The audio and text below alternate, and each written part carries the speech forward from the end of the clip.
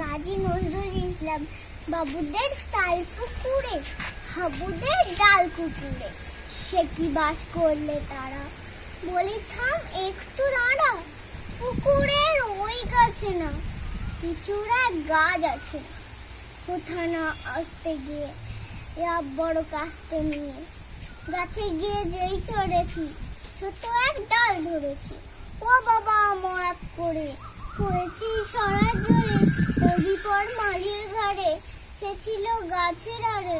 বেটা ভয় মরণ ছাড় দুমাদুম গোটা দুধ দিল খুব কিল্ল ঘুষি, একদম জোরসে টুসি। আমিও বাগিয়ে থাকবো জাগিয়ে খাবো লাফিয়ে পিনল দেওয়া একে এক বিদেশে।